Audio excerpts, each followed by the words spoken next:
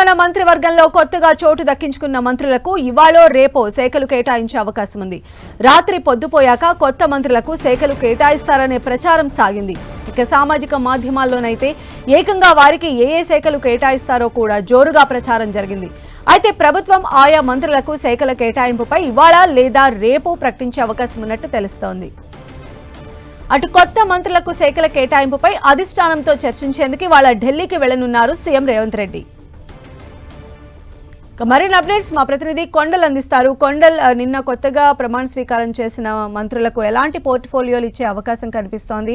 ఆ పోర్ట్ఫోలియోకి సంబంధించిన సస్పెన్స్ ఎప్పుడు వీడొచ్చు?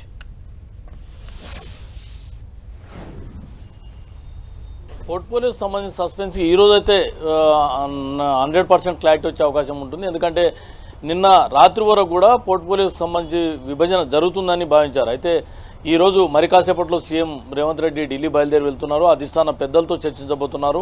దీంట్లో ప్రధానమైన అంశాలు రెండు ఉన్నాయి. ఒకటి పోర్ట్ఫోలియోకి సంబంధించి కొత్త మంత్రులకు శాఖల విభజనకు సంబంధించిన అంశం ఒకటైతే, రెండోది గతంలో ఎప్పుడు లేని విధంగా పూర్తిగా సామాజిక సమతుల్యత పాటించి నిన్న ముగ్గురు మంత్రులను బీసీ ఎస్సీ మంత్రులనే క్యాబినెట్లోకి తీసుకున్న పరిస్థితి. ఈ నేపథ్యంలోనే గతంలో ఎస్సీ వర్గీకరణతో పాటు బీసీ కులగణన కూడా చేసిన పార్టీగా ప్రభుత్వంగా ఇక్కడ ఉన్న నేపథ్యంలో వాటికి సంబంధించి భారీ బహిరంగ సభలు ఏర్పాటు చేయాలన్న యోచనలో కాంగ్రెస్ పార్టీ ఉంది. గతంలోనే దీనికి సంబంధించి సీఎం పలు దఫాలుగా చెప్పిన సందర్భం ఉంది. ఎందుకంటే వచ్చేది లోకల్ బాడీ ఎలక్షన్స్ ఉన్న నేపథ్యంలో ఈ రెండు భారీ బహిరంగ సభలు నిర్వహించాలి. దీనికి అధిష్టాన పెద్దల్ని ఆహ్వానించబోతున్నారు. వీటికి సంబంధించిన సభలపైన క్లారిటీ రాబోతున్నాయి. ప్రధానంగా అయితే శాఖల విభజనకు సంబంధించిన అంశం కూడా కొంత పీఠముడిగా ఉందని మనకు అందుతున్న సమాచారం. ఎందుకంటే వచ్చిన ముగ్గురులో శాఖలకు సంబంధించి ఏ శాఖలు కేటాయించాలన్న దానిపైన కొంత తర్జన భర్జన జరిగింది. ఇప్పటికే సీఎం దగ్గర దాదాపు 9 శాఖల దాకా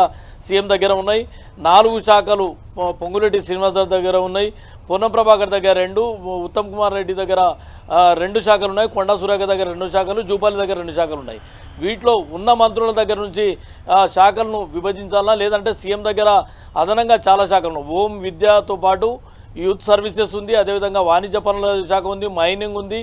ఇలా 7-8 శాఖలు సీఎం దగ్గర ప్రస్తుతం కొనసాగుతున్న నేపథ్యంలో వాటిలోకి వెళ్ళి విభజన చేయాలన్న దానిపైన కొంత తర్జన భర్జన అయితే సాగుతుంది. దీంట్లో మరి ఒకవేళ శాఖల సెఫిలింగ్ అని జరిగితే ఇప్పుడు ప్రస్తుతం ఉన్న మంత్రుల దగ్గర నుంచి కూడా మొత్తం టోటల్గా పోర్ట్ఫోలియోస్ షెఫ్లింగ్ అవుతుందన్న ఒక చర్చ కూడా జరుగుతుంది. ఎందుకంటే నిన్న వారి ముగ్గురు వరకు కొత్త శాఖలు ఇవ్వాలి అనుకుంటే సీఎం దగ్గర ఉన్న అదనపు శాఖలతో పాటు మిగతా మంత్రుల దగ్గర పొంగులేటి దగ్గర ఉన్న 4 శాఖలు ఇలా వీటిలోకి వెళ్ళి విభజించే అవకాశం ఉండేది. అలా కాకుండా నిన్నటితో అది ఫుల్ స్టాప్ పడి మళ్ళీ మరోసారి ఈరోజు అది పెండింగ్లోనే ఉంది. దీనికి సంబంధించి ఢిల్లీ సీఎం రేవంత్ రెడ్డి వెళ్తున్న నేపథ్యంలో ఇది కొత్త చర్చ తావిస్తుంది. ఎందుకంటే మొత్తం పోర్ట్ఫోలియోస్ ఒకసారి షెఫిల్ చేసే అవకాశం ఉందన్న ప్రచారం కూడా సాగుతుంది. మరి వీటన్నిటికీ తెరదించాలంటే ఈరోజు మధ్యాహ్నం ఢిల్లీలో అధిష్టాన పెద్దలతో సీఎం రేవంత్ రెడ్డి చర్చ తర్వాత మరింత క్లారిటీ వచ్చే అవకాశం ఉంటుంది. అయితే కొండల్, ఇంకా ముగ్గురికి మంత్రి పదవులు ఇవ్వాల్సి ఉన్న నేపథ్యంలో అంటే ఇప్పుడు ఈ పోర్ట్ఫోలియోలు షఫల్ చేయడం కానీ లేదా వీళ్ళకి కొత్తగా అసైన్ చేయడం కానీ ఇలాంటివి కాకుండా ఆ ముగ్గురిని కూడా అనౌన్స్ చేసిన తర్వాతే ఇలాంటి షఫలింగ్స్ కానీ ఈ పోర్ట్ఫోలియోలకు సంబంధించి కానీ ఆలోచించే అవకాశం ఎంతవరకు ఉండొచ్చు ఈరోజు ఢిల్లీ టూర్లో?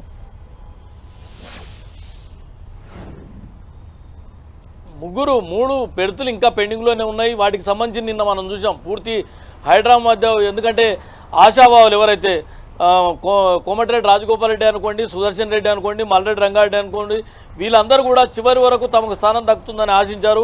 అయితే వాటికి నిరుత్సాహంతో వారందరూ కూడా అలకపాన్ పెక్కిన పరిస్థితి కూడా మనం చూసాం. వారందరికీ ఇంట్లకు వెళ్ళి ఇన్ఛార్జి జనరల్ సెక్రటరీ మీనాక్షితో పాటు పిసిసి చీఫ్ మహేష్ కుమార్ గౌడ్ కూడా వారిని బుజ్జగించే ప్రయత్నాలు చేశారు. చివరి వరకు అంటే మీరు ఎక్కడ అసంతృప్తికి అవసరం లేదు, మరోసారి అవకాశం ఉంటుంది, కొంత ఓపిక పట్టండి అనే ఉద్దేశాన్ని వీళ్ళందరూ కూడా వాళ్ళకి హైకమాండ్ మాటగా చెప్పిన పరిస్థితి ఉంది.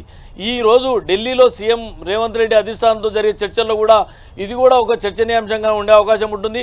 ఇప్పుడు 3 బెర్తులను పెండింగ్ పెట్టడం జరిగింది. ఆ 3 బెర్తులను కూడా ఫిల్ చేస్తే ఎలా ఉంటుందన్న ఒక ఆలోచన కూడా ఉండే అవకాశం ఉంది. అయితే వాటికి ఇప్పటికిప్పుడు హైకమాండ్ ఆ 3ంటికి క్లారిటీ ఇస్తుందా లేదా అన్నది మాత్రం ఇంకా తెలియాల్సి ఉంది. ఎందుకంటే కొంత టైం తీసుకునే అవకాశం అయితే ఖచ్చితంగా కనిపిస్తుంది. నిన్న పూర్తి స్థాయిలో గతంలో ఎప్పుడు కాంగ్రెస్ పార్టీ అధికారంలో ఉన్నప్పుడు ఎప్పుడు కూడా ఈ స్థాయిలో ఎస్సీ బీసీలకు క్యాబినెట్లోకి ఎక్స్పాన్షన్ తీసుకున్న పరిస్థితి లేదు. ప్రస్తుతం కొత్త వారితో 4 ఎస్సీలు క్యాబినెట్లో ఉన్నారు, 3 బీసీలు క్యాబినెట్లో ఉన్నారు. రైట్.